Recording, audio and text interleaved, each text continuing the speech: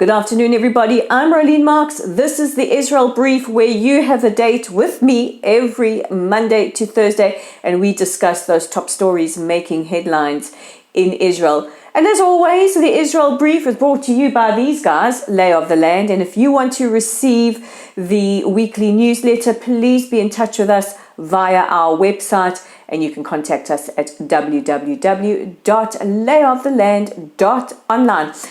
So let's get on to those top stories. We are on day 111 of Israel's war against Hamas. And as each day progresses, I keep thinking of the hostages being held in the most unbearable conditions in those terror tunnels. Baby Kafir, just turning 1 year old last week, is he meeting his milestones? Of course, we are all very, very concerned about the state of the young women. We know that they are being sexually abused. There has been confirmation that young men were sexually abused by Hamas as well. We want them home now. Bring them home now. If you want to show solidarity, you can wear and place yellow ribbons either on your person, on your car, or wherever they can get attention. Let's start with the top stories. And as I mentioned yesterday, an interim ruling by the International Court of Justice is expected at 2 p.m. The Hague time tomorrow. Now, South Africa's Foreign Minister Naledi Pandor is on her way to The Hague. She will be present for the verdict reading. In a short while, Prime Minister Netanyahu will meet with the top legal advisors as well as others to discuss the possible outcomes of the ICJ verdict. We don't know what is going to be handed down tomorrow. I think everybody is very, very anxious. What we can say with absolute conviction is that Israel is not committing a genocide against the Palestinian people. Our war is with the internationally recognized terror organization Hamas. Hamas are holding both the Palestinians and Israelis hostage with their incitement and with their terror. This is a war we did not want, and this is a war we did not start. This was a war forced upon us on the 7th of October by Hamas, when they infiltrated Israeli communities under thousands of rockets being fired towards cities across the country. They raped, they mutilated, they murdered, they tortured, and they kidnapped 1,200 Israelis and took into the Gaza Strip over 240 others. Hamas's very foundational documents are based on calling for the genocide of the Jewish people, not just here in Israel, but around the world. So if any of the judges, perhaps by any chance, watch the Israel Brief, there is only one party guilty of genocide, and that is Hamas. And South Africa, if you are enabling Hamas or supporting Hamas, you are complicit. In today's edition of the Jerusalem Post online, which you can find at jpost.com, there is quite a remarkable expose that exposes how three of South Africa's major banks are providing a platform to fund Hamas. I'm not going to tell you who they are. You can check out the op-ed yourself. Israeli opposition leader Yair Lapid has condemned the opening of a restaurant in Jordan called October 7th.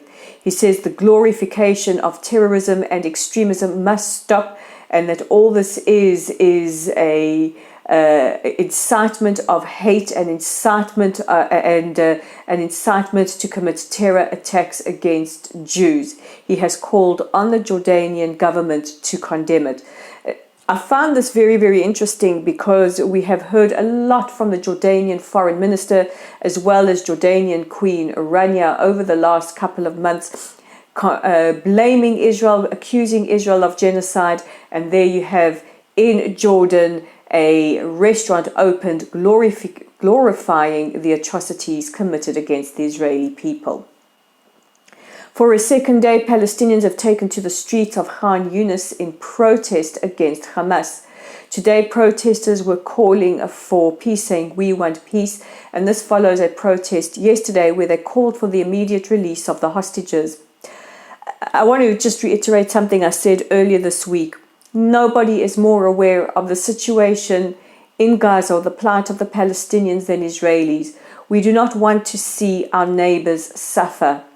But again, this is a war that was invited and caused by Hamas. We hold Hamas responsible for every civilian death in the Gaza Strip. This war could be stopped tomorrow if Hamas surrender unconditionally and release all of our hostages, including the remains of soldiers that they took, including the remains of 2 fallen soldiers from Operation Protective Edge in 2014, Hadar Golden and Oron Shaul, and the 2 Israeli civilians that they were holding hostage since 2008, Avera Mengistu and Hisham al-Sayed. Actually, I needed to correct those dates. They have been held hostage for 8 years, not since 2008. Today is Tu B'Shvat. It is the birthday or the new year of the trees.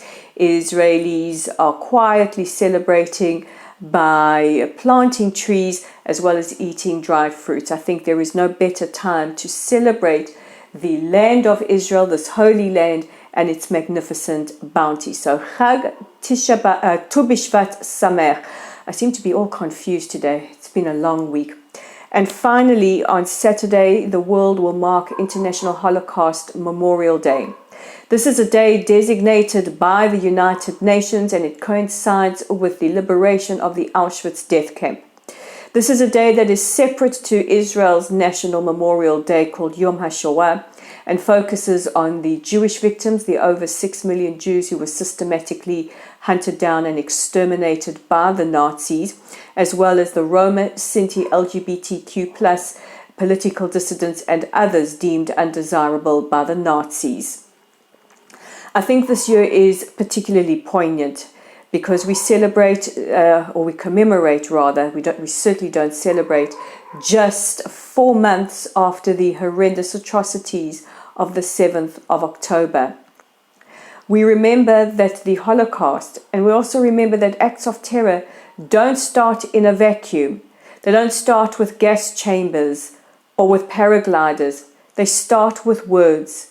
Those words become deeds. Those deeds see the protests of people in the streets, demonizing the Jews, applying double standards to the state of Israel, and trying to delegitimize our right to have our nation state in our ancient and ancestral homeland.